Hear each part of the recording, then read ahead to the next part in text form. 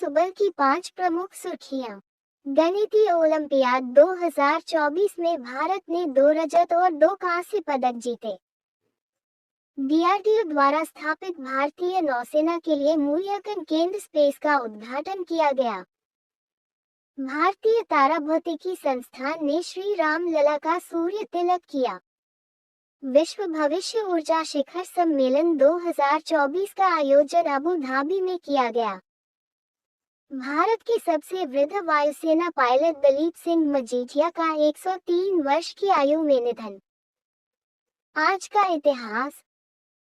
समुद्री पाक। ग्रीस के समुद्री पाक प्रस्ताव से तुर्की नाखुश।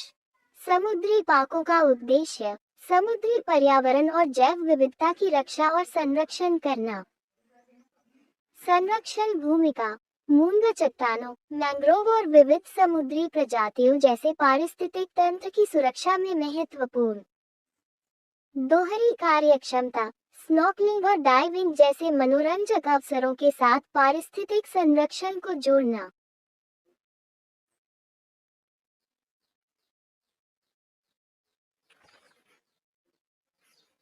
विश्व विरासत दिवस 18 अप्रैल 1982 में the international council on monuments and sites ICOMOS ने विश्व विरासत दिवस मनाने का विचार प्रस्तावित किया था। इस वर्ष के विश्व विरासत दिवस की विषय वस्तु थीम और quote discover and experience diversity और क्वोट है। विरासत स्मारक और स्थल प्रायः मानवीय गतिविधियों, प्राकृतिक आपदाओं और शहरीकरण के शिकार होते हैं। ये दिवस उनकी सुरक्षा और संरक्षण के महत्व को पुनः स्थापित करता है। टाइम की 2024 की विश्व के 100 सबसे प्रभावशाली लोगों की सूची जारी। सूची में शामिल भारतीयों में विश्व बैंक के अध्यक्ष अजय बंगा, आलिया भट्ट, माइक्रोसॉफ्ट की CEO सत्या नडेला और पहलवान साक्षी मलिक शामिल हैं।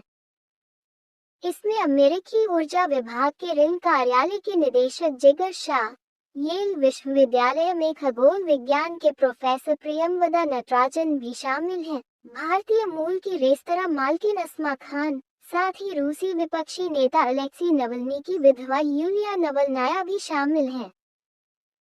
उनटैक का अनुमान है कि 2024 में GDP 6.5% रहेगी। मूडीज रेटिंग्स और IMF के बाद व्यापार और विकास पर संयुक्त राष्ट्र सम्मेलन उनटैक ने अपनी एक रिपोर्ट में 2024 में भारत की अर्थव्यवस्था 6.5% की दर से बढ़ने का अनुमान लगाया है। इस रिपोर्ट के अनुसार ये विश्व की सबसे तीव्रता से बढ़ती प्रमुख अर्थव्यवस्था बनी रहेगी। उनटैक मुख्यालय जेनेवा, स्विट्जरलैंड। स्थापना 30 दिसंबर 1964। प्रमुख रेबेका ग्रिन्सपेन, प्रधान सचिव।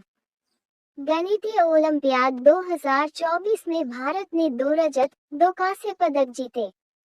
भारतीय टीम ने जॉर्जिया के तस्कालतुबो में आयोजित 13वें यूरोपियन गर्ल्स मैथमेटिकल ओलंपियाड 2024 में असाधारण प्रतिभा का प्रदर्शन करते हुए 2 रजत और 2 कांस्य पदक हासिल किए। प्रतिभागी गुंजन अग्रवाल और संजना फिलोचाको ने रजत पदक जीता, जबकि लारिसा और साई पाटिल ने कांस्य पदक जीता। टीम का नेतृत्व श्री साहिल महास्कर, नेता, सुश्री अदिति मुथखोड, उपनेता, और सुश्री अनन्या रानाडे, पर्यवेक्षक, ने किया। बांग्लादेश में Tagore on the Padma boat कार्यक्रम का आयोजन किया गया। प्रसिद्ध टैगोर विद्वान और गायक डॉक्टर आनंद गुप्ता ने और Tagore on the Padma boat और विषय पर संगीतमय नृत्य कार्यक्रम का निर्देशन किया। प्रणय वर्मा, बांग्लादेश में भारतीय उच्चायुक्त। कई कलाकार विश्व भारती, शांति निकेतन के पूर्व छात्र थे। इंदिरा गांधी सांस्कृतिक केंद्र, भारतीय उच्चायुक्त, ढाका ने पुरातत्व विभाग के सहयोग से कार्यक्रम का आयोजन किया। डीआरडीओ द्वारा स्थापित भारतीय नौसेना के लिए मूल्यांकन केंद्र स्पेस का उद्घाटन किया गया। डीआरडीओ ने केरल के इडुक्की में ध्वनिक विशेषता एवं मूल्यांकन के लिए सबमर्सिबल प्लेटफॉर्म स्पेस का उद्घाटन किया। नौसेना भौतिक और महासागरीय प्रयोगशाला द्वारा डिजाइन किया गया स्पेस जहाजों, पनडुब्बियों और हेलीकॉप्टरों पर सोनार सिस्टम के मूल्यांकन के लिए एक प्रमुख केंद्र के रूप में काम करेगा। इस सुविधा में एक फ्लोटिंग प्लेटफॉर्म और एक सबमर्सिबल मॉड्यूल शामिल है, जो 100 मीटर की गहराई तक उतरने में सक्षम है। भारतीय ताराभौतिकी संस्थान ने श्री राम लला का सूर्य तिलक किया। सूर्य तिलक परियोजना के अंतर्गत चैत्र मास में श्री राम नवमी के अवसर पर दोपहर 12 बजे श्री राम लला के माथे पर सूर्य तिलक किया गया। 4 दर्पणों और 2 लेंसों वाला ये डिजाइन 17 अप्रैल 2024 को सूर्य तिलक के लिए निष्पादित किया गया है। स्थल पर ऑप्टोमैकेनिकल सिस्टम का कार्यान्वयन CBRI द्वारा किया जाता है। डिवाइस का निर्माण ऑप्टिक्स बेंगलोर द्वारा किया गया है। विश्व भविष्य ऊर्जा शिखर सम्मेलन 2024 अबू धाबी में आयोजित किया गया। 16वां विश्व भविष्य ऊर्जा शिखर सम्मेलन अबू धाबी में शुरू हुआ। शिखर सम्मेलन जलवायु परिवर्तन से निपटने के लिए वित्तीय निवेश और वर्धित नवीकरणीय ऊर्जा क्षमता की तत्काल आवश्यकता पर केंद्रित है। अंतर्राष्ट्रीय नवीकरणीय ऊर्जा एजेंसी के महानिदेशक फ्रांसिस्को ला कैमरा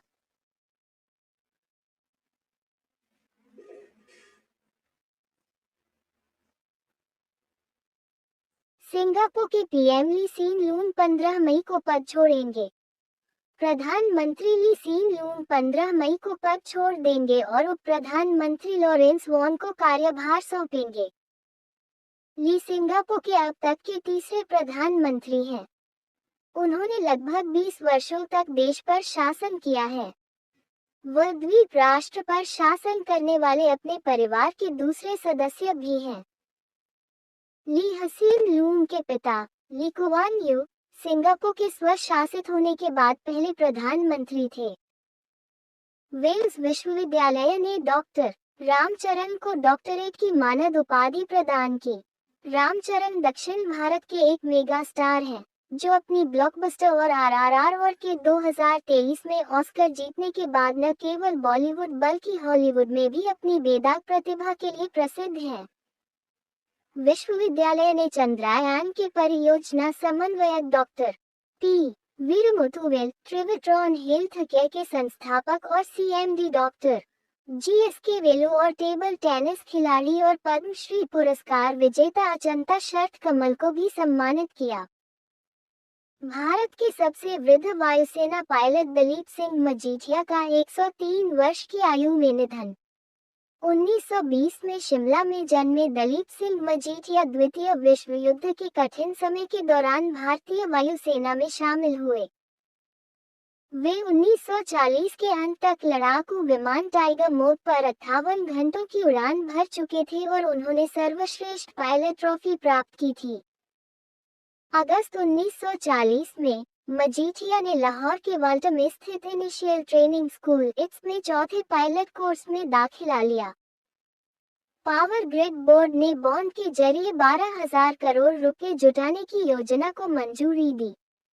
पावर ग्रिड बोर्ड ने 2024-25 में एक या अधिक किश्तों में बॉन्ड जारी करके 12,000 रुपए तक जुटाने के प्रस्ताव को मंजूरी दे दी।